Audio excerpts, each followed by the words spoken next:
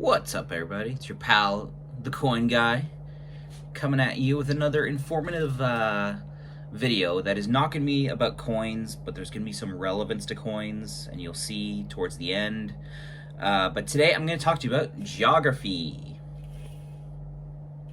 That's supposed to turn more than it is, but you get the point.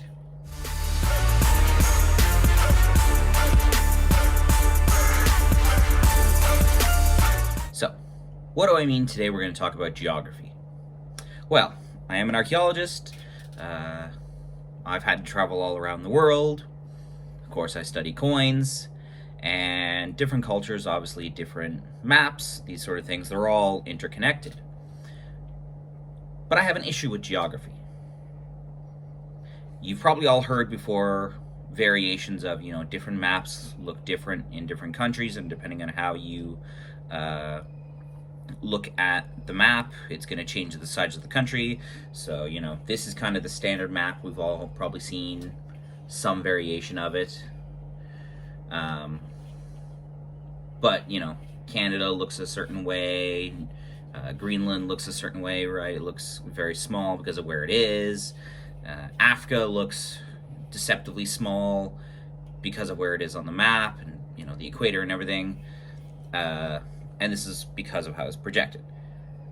Now, I have issues with that, but more specifically, I'm going to talk about how we categorize kind of maps and countries.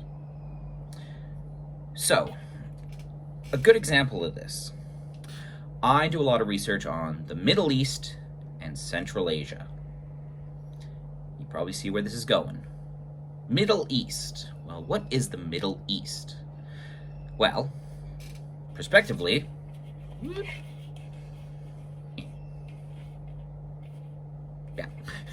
it's hard when you're looking in reverse. Of course, the Middle East is based. That term is based on the idea that it's the middle from the east, right? Middle East. So this idea that if you're looking from Europe, from Western Europe especially, the Middle East, right? It's in the middle.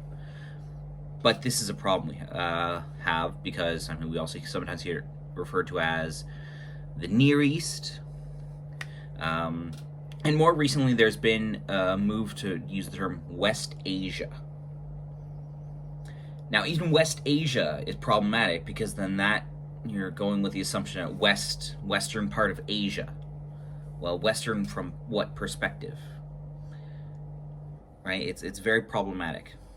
Now, another term that is quite often used is the Orient. That has very much gone out of style now, although there are some places like the Oriental Numismatics Society, the SOAS, so the School of Oriental and African Studies, and there's a number of organizations that still keep that name or still use that term, but several have changed it.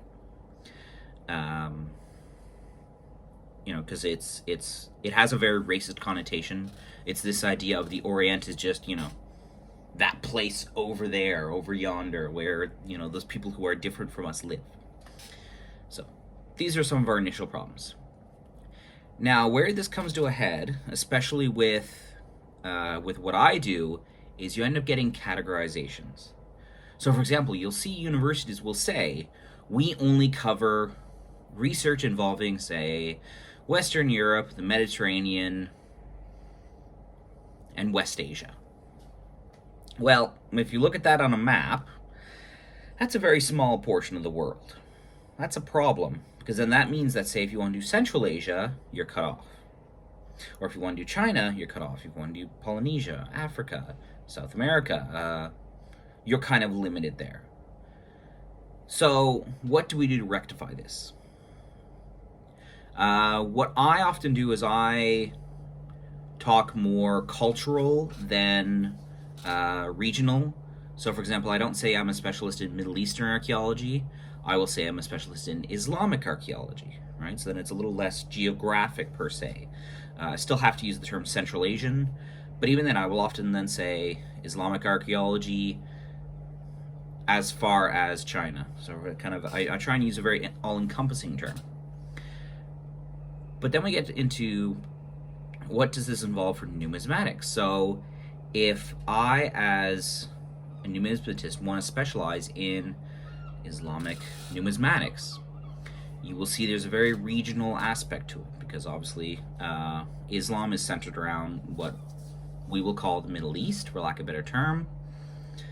But then you're kind of pigeonholing yourself into that regional, and that's a problem. So, geography, it's quite difficult. You also have to understand that certain places will see things differently. So, for example, many scholars from China potentially have seen a version of the world where China is on the center, as opposed to in the West, where usually kind of Europe, Africa is the center of the map, such as the map that I have up on my wall. So this is one solution, is basically just understand that there's different maps. It's also, I don't think where there actually is like a final way to solve this, or a permanent solution.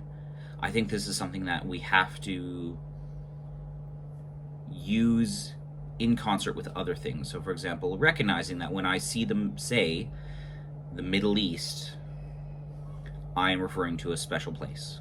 For example, in my writing I say Central Asia. Footnote, this is what I mean when I say Central Asia. I am referring to this region.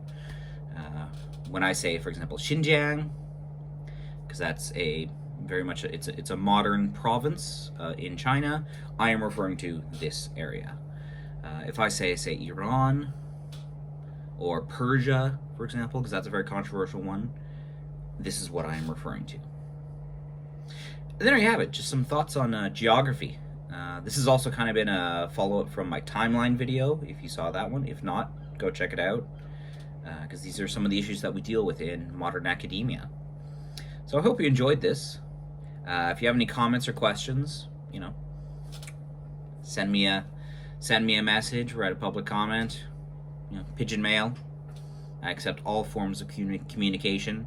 Smoke signal, if you can find a way to do smoke signal, I'm down for that. And that's all for today, so bye-bye for now.